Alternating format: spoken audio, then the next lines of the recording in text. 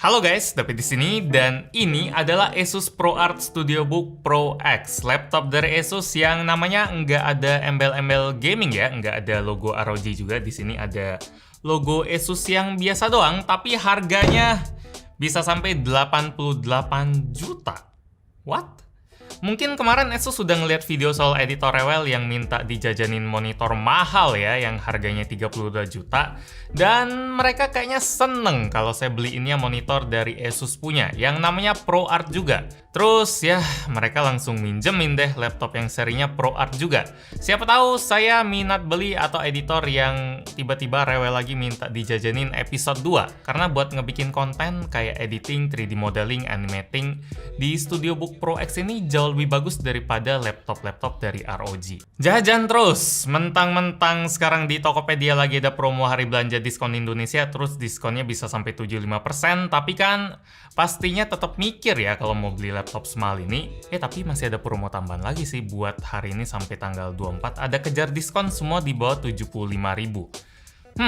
Buat info lengkapnya bisa cek link di bawah aja lah. Sekarang kita lanjut dulu bahas kenapa laptop ini bikin kami lebih ngiler daripada ROG Zephyrus 2 yang harganya lebih mahal, sampai 96. Tapi kami lebih suka yang ini. Ya gimana ya, prosesor yang dipakai aja udah beda kok. Intel i7, i9 nggak main lagi di sini. Di sini pakainya Intel Xeon bro. Prosesor level server atau workstation punya, yang udah dukung ECC memory. Buat yang belum tahu, ECC memory itu singkatan dari Error Correcting Code Memory, alias itu tipe RAM yang bisa sangat-sangat ngurangin kejadian PC nge-crash, error, blue screen, dan lain-lain. Intinya buat orang yang komputernya itu nggak boleh nge-crash, harus pakai ECC memory.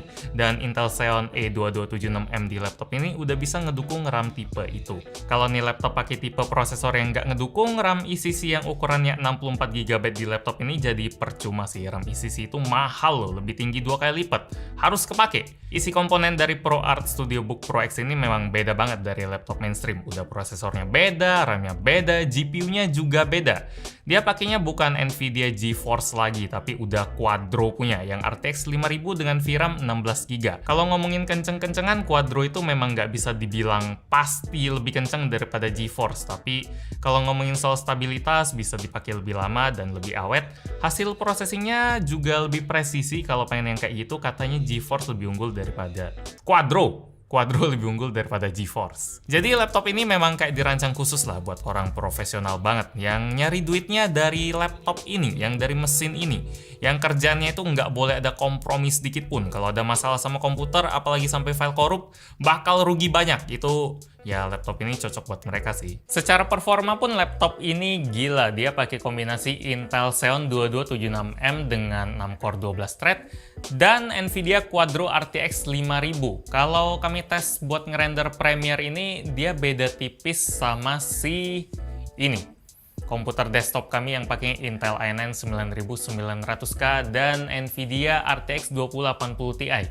Ini bisa nyaingin pun, mau deketin pun udah hebat, kayak WoW banget lah. Tapi kalau misalnya buat ngerender multicore, kalau tes di Cinebench dia memang agak jauh sih. Di sini kami cuma tes render Project Premiere aja sih, karena kerjaan utama kami kan memang nggak jauh-jauh dari situ. Ini panjang projectnya 8 menit 40 detik, downscale dari 4K ke 1080p. Dan buat ngerender yang kayak ginian, si laptop butuh waktu 2 menit 55 detik. Dan kalau si desktop andalan kami, dia butuh waktu 2 menit 40 detik. Bedanya 15 detik doang. Racun nggak tuh laptop ini? Terus kalau di benchmark di Cinebench, laptop ini dapetin skor 2433 di multicore dan 461 di single core. Sementara kalau buat ngerender di Blender yang BMW 27, laptop ini butuh waktu 54 detik doang, Classroom 3 menit 11 detik, dan VisiCAD 1 menit 53 detik. Buat yang nggak terlalu ngerti angka-angka itu, intinya laptop ini kenceng lah. Pas dipakai buat ngerender real time di viewportnya Blender, Quadro RTX 5000-nya juga lumayan kenceng. Minimal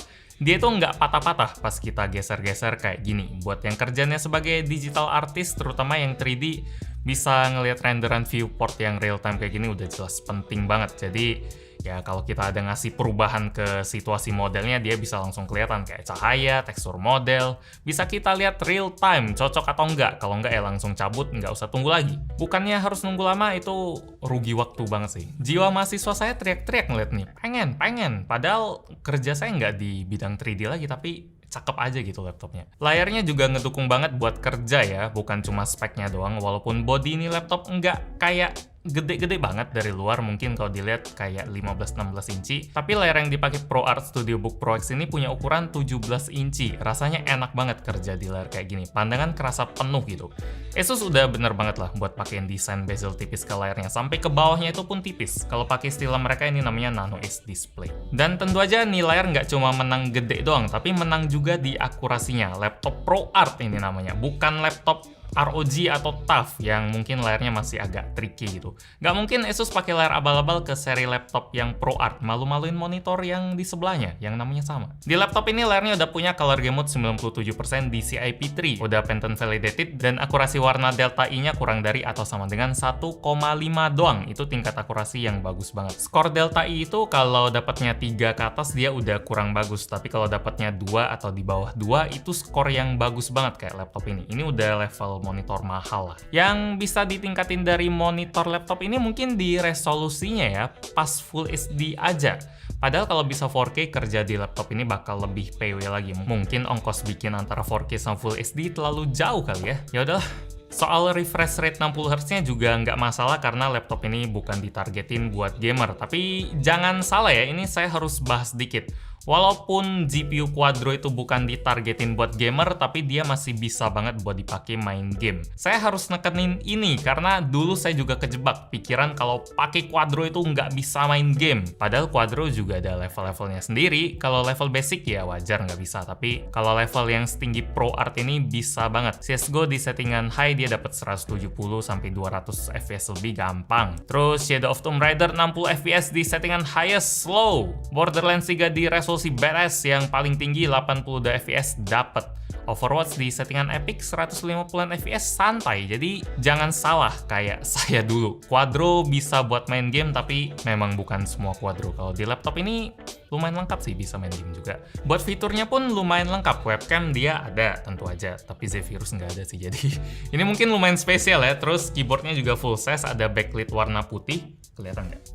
Sip, ini harusnya kelihatan ya. Terus ada juga sistem keamanan Windows Hello yang pakai fingerprint kita biar bisa lebih aman dan praktis. Port-portnya pun lumayan lengkap. Di sebelah kiri ada DC-in, ada HDMI, ada 2 kali USB Type-A 3.1 Gen 2, ada combo jack dan ada SD card reader pastinya. Ini penting banget buat konten kreator. Terus di sebelah kanannya ada Kensington lock, ada port Ethernet, ada satu USB Type-A 3.1 Gen 2 yang ya kayak di sebelahnya, dan ada USB Type-C yang udah dukung Thunderbolt 2 biji loh, USB Type-C 3.1 yang support Thunderbolt. Biasanya laptop mahal lain cuma satu doang, ini ada 2.